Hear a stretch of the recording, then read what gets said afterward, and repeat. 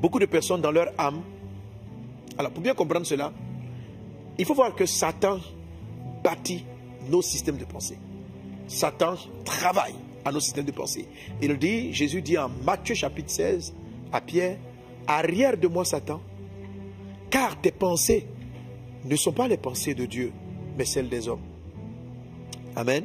Amen. Arrière de moi Satan, car tes pensées. Ça veut dire que quoi? Que les pensées des hommes sont inspirées par le diable, par Satan. Satan forge la logique humaine.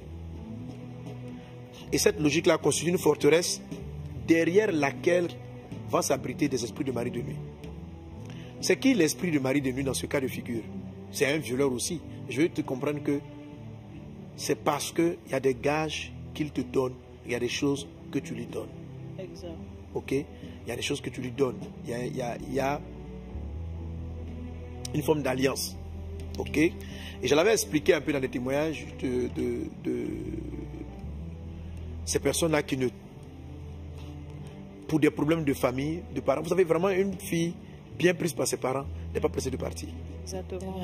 Elle n'est pas pressée de partir. Mais quand elle veut partir, voilà. Et elle va essayer de trouver dans ses jeux d'enfants, dans son système de pensée, quelqu'un qui peut répondre à être l'homme, le mari idéal.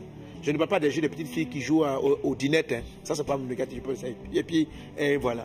Mais ce mari imaginaire-là finit par devenir, quand ça devient réel, ou quand si tu veux te souvenir de ton enfance, quand tu l'appelais, quand tu jouais, tu commençais à sentir cette présence, comme quelqu'un qui venait te réconforter.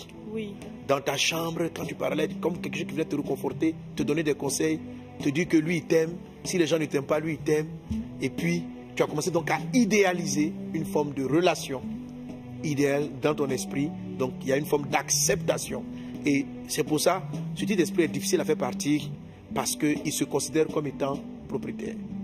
J'ai vu encore d'autres formes d'esprit par rapport aux abus que des enfants ont eu avec leurs parents. Je suivais un documentaire, un petit documentaire d'une histoire qui s'est passée au Cameroun, d'une fille dans la maison que papa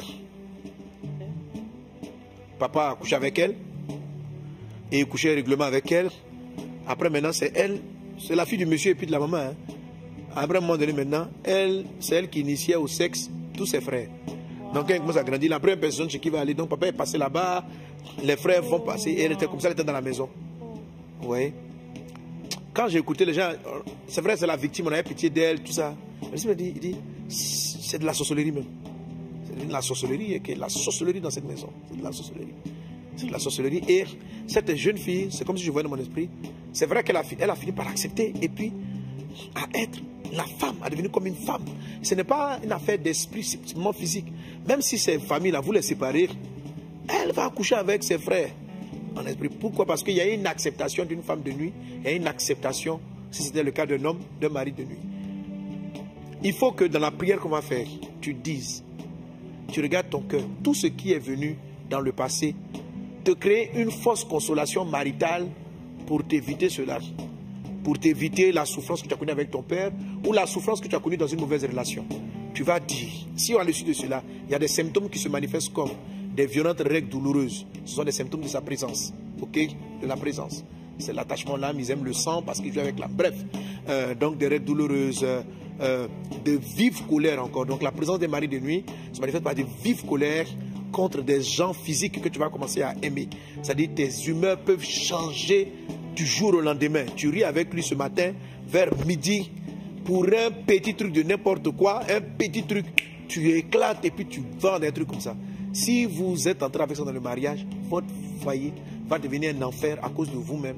Parce que quand cet esprit-là, avec lequel vous avez fait alliance en disant, oui, tu es mon mari, en jouant, viens, et puis en trouvant en lui votre consolation maritale, on va chasser le violeur de nuit, mais lui va dire non, moi il m'a donné la place. Et il faut que tu brises cette alliance. Parce que l'homme n'a pas à se marier avec un esprit. La Bible dit, c'est pourquoi le mariage a 3 cordes. Pour dire que c'est interdit aux esprits. L'homme quittera son père et sa mère, s'attachera à sa femme, et les deux deviendront une seule chair. Tu peux devenir une seule chair avec un esprit? Non. Alors, non. Mais ce que tu as fait avec lui, c'est que tu as fait 2 cordes. Donc tu peux les briser au nom de Jésus. Tu as fait la corde de s'attacher à lui. Tu parles avec lui de manière imaginaire. Il est dans tes rêves. Il y a un attachement. Et puis, il te console de ce qui s'est passé avec tes parents. Donc, quitter père et mère. On va détruire cela dans le nom de Jésus. Amen. Tu vas donc exposer ces 2 premières cordes et puis les livrer. Amen. Amen. Ça va? Papa, ça Tu as eu une va. expérience dans ton passé ou bien? Oui, mais pas en tant que viol, mais une expérience avec mon père. Aujourd'hui, on est rentré dans l'indifférence parce qu'on a eu beaucoup de conflits, lui et moi, beaucoup de mésententes. Et puis, le dernier en date, c'était lorsqu'il n'est pas venu à mon mariage, quand je l'attendais pour m'accompagner. Et puis, il n'est pas venu. Mais bon, après, on a réglé ça parce que j'étais indifférente. À un moment donné, ça ne me disait plus rien. Et puis, dans un de tes enseignements, tu as dit que l'indifférence est pire en fait que la haine. Donc, j'ai essayé de prier et puis j'ai dû contacter la bergère Mouna, celle qui m'a aidé à passer ça en fait. Donc, je dois aller le voir. Pour que... Ah, c'est encore pendant l'enseignement? Oui, ça a duré, hein, ça a beaucoup duré. Mais bon, on a eu à se parler quand même au téléphone. Sinon, c'était... Lui aussi, il n'est pas venu à ton mariage parce qu'il était fâché? Bon, il est juste indifférent en fait. Il a été indifférent à tout ce que j'ai vécu. Durant très longtemps, on a eu aucune relation. Bon, c'est un peu ça. Mais ça va aujourd'hui. Amen. Amen. Tu dis quelque chose comme ça aussi? Tout va bien? Oui, moi j'ai pas eu de mauvaise expérience avec mon père, mais plutôt j'ai connu la mauvaise expérience que ma mère a eue avec mon père, parce qu'elle a souffert de violences conjugales et j'étais toute petite quand je voyais ça et je m'étais d'abord dit que je ne me marierais jamais et si je me mariais, je n'allais jamais laisser un homme me commander ou me marcher là-dessus. Et c'est quelque chose que je disais régulièrement. Donc par exemple, ce type de parole-là peut soit retarder votre mariage, ok? Peut retarder votre mariage parce que tu estimes que tu as tellement semé dans ton esprit tes paroles que tu n'es pas prête. Ok? Bon, c'est ma fille Emeline, hein, donc on prie avant pour son mariage. Hein, chaque fois. Et maintenant, aujourd'hui, gloire à Dieu. Avec tous ces enseignements, Dieu l'a guérie. Amen. Elle s'est mariée. Mais sinon, Emeline, elle s'inquiétait un peu. Est-ce que son mariage va arriver? À un moment, tu semblais totalement. J'ai tellement de filles qui sont mariées maintenant. Toi, tu as un moment, tu ne voulais pas te marier, non? Ou bien... Oui, c'est ça. C'est plutôt ça. Hein? Oui. Voilà. Donc, elle aussi, donc, par rapport aux choses qu'elle avait dites, prononcer, je ne vais pas vivre ce que maman a vécu. Donc, vous voyez, ce que les deux racontent, c'est exactement la première corde.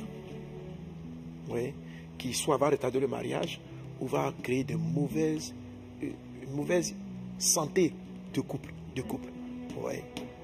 Ok. Et toi, ça va quand même, tu as pu contrôler avec ton mari, ça s'est bien passé? C'était pas du tout facile. Avec ton mari aussi? Non, pas du tout. L'autorité très rebelle au départ. Qui c'est à toi? Oui. Tu vois ça, Les coachs ont même dû intervenir un moment. Et t'as marié, hein? Oui.